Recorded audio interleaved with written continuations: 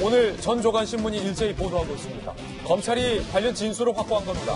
백원우 전 민정비서관이 검찰 조사에 따르면 별동대를 운영하고 있었다라는 정황, 그 진술을 검찰이 포착한 겁니다. 여기서 궁금한 건 검찰이 확보한 진술이 사실이라면 왜 청와대 직제에도 없는 특별감찰반원을 백원우 민정비서관이 돌린 건가라는 궁금증입니다. 함께 보시죠.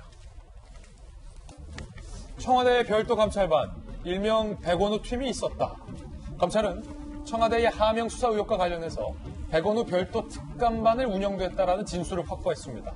민정비서관실의 위법 여부를 수사하고 있다는 거예요. 위법이다. 자, 최근 검찰 조사에서 전직 특감반원은 이렇게 진술합니다. 백원우 전 민정비서관의 지시받는 대여섯 명의 별도 팀이 있었다. 백원우 팀이 있었다. 대통령 친인척 관리 외에 감찰 성격의 업무도 수행을 했다라고 진술을 한 겁니다. 자, 그렇다면 청와대 조직도가 이렇게 됐다는 거예요. 원래는 백원우 밑에는 특별감찰팀이 있으면 안 돼요. 직제상은. 박형철 반부패 비서관 밑에 이인걸 특감반장이 있고 그 밑에 특별감찰반원 9명이 있어야 하는 게 청와대 직제인데 이것과 별도로 백원우 민정비서관 산하에 친인척 관리팀 6명 그리고 경찰 포함한 수사관 2명이 감찰 성격의 업무, 그러니까 비밀 미션을 별도로 수행한 것 아니냐. 검찰은 이렇게 보고 있습니다. 이번 야당의 김기현 울산시장에 대한 이른바 첩보 생성 그리고 경찰로의 이 청와대의 하명 논란도 바로 이 백원우 별동팀과 무관하지 않다. 이게 검찰의 시각 같습니다. 여기서 궁금한 건 왜 직제에도 없는 특별감찰팀을 돌렸느냐라는 겁니다. 전현직 청와대 관계자들은 이렇게 추측을 하고 있습니다. 자, 일단 검찰 수사관은요. 백 비서관이 의혹이 많아서 별도 채널을 운영했다는 이야기는 민정 쪽에서 파다했다. 당시에도 부적절한 것 아닌가 하는 얘기가 돌았다. 이에 대해서 백원우 전 비서관은 수사 중이라 답변이 어렵고 제가 잘 모르는 사안이다 라고 해명을 한 상황입니다. 자, 일단 김광선 변호사님. 네.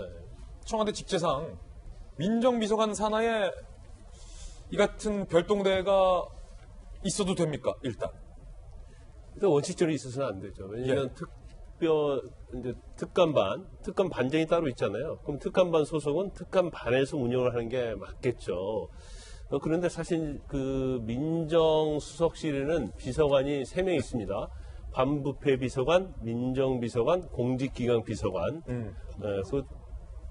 법무비서관까지. 네, 법무비서관 있죠. 근데 이제 원칙적으로는 감찰을 하는 것들은 이제 새 비서관이 가장 어떤 감찰과 관련된 경우가 많아요. 그런데 지금 사실은 지금 감찰반 운영 실질로는 박영철 반부패 비서관이 해야 하는 거 맞죠? 그렇죠. 그런데 백원우 민정비서관이 왜 자기 밑에다 두냐 이거죠. 근데 우리가 그 민정비서관은요, 일반적으로 이제 국정에 관한 여론 동향, 또 민심에 관한 여론, 그 다음에 이제 친인척 관리를 하는 거기 때문에 사실은 감찰 업무를 거의 할 이유가 없습니다. 그리고 만약에 친인척에 대해서 감찰할 이유가 있다고 한다면 특별감찰반을 통해서 하는 게 맞겠죠.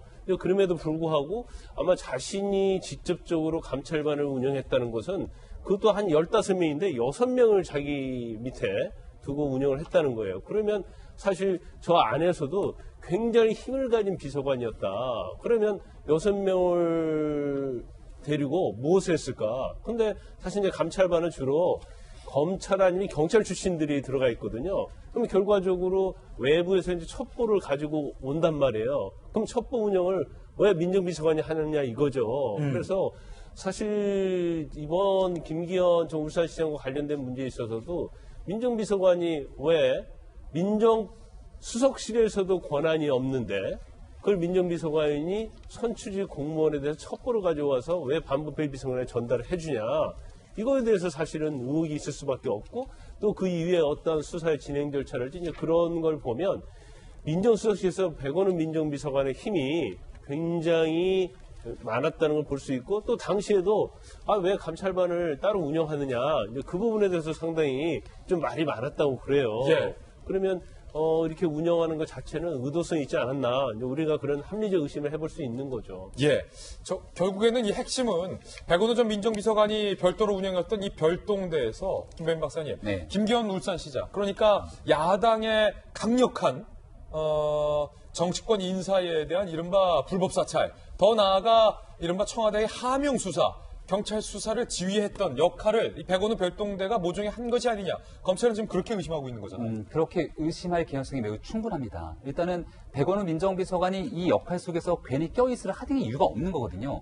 근데 백원우 민정비서관이 박형철 반부패 비서관에게 보냈다는 그 첩보로 인해서 이것이 경찰청에 하달되고 다시 울산청에 하달되면서 황운하 청장의 굉장히 아주 치밀한 수사 때문에 결국은 압수수색까지 이뤄지게 되는 일련의 상황들이 다 연결이 됩니다. 그럼 우리가 생각하기에 여기에서 김기현 울산시장은 누가 뭐래도 야당의 유력한 정치인이었고 현직 시장입니다. 선출된 공무원이기 때문에 그에 대한 관련된 정보들을 청와대에 누군가가 들여다봤다면 이것은 사찰이에요. 사찰이다. 청와대의 특별감찰반의 업무라고 하는 건 고위공직자에 관련된 비위 등에 대한 감찰하는 것이기 때문에 있어서는 안 되는 일입니다.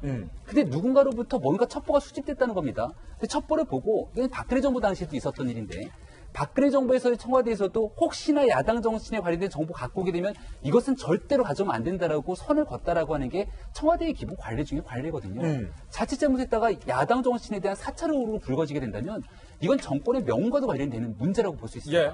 근데 그런 첩보를 보고 나서 이건 뭐 그냥 통상적으로 오는 거니까 관계대로 이첩했고 우리는 절차대로 수행했어라고 하는데 그럼 그 첩보가 어디서 왔냐라고 많은 국민들은 궁금해할 수밖에 없는 거죠. 예. 여전히 이 원본은 현재 검찰청에 가지고 있다라고 얘기를 하고 있는 상황인데 명확하게 어디서부터 온 것인지에 대한 해명은 아직 안 나오고 있습니다.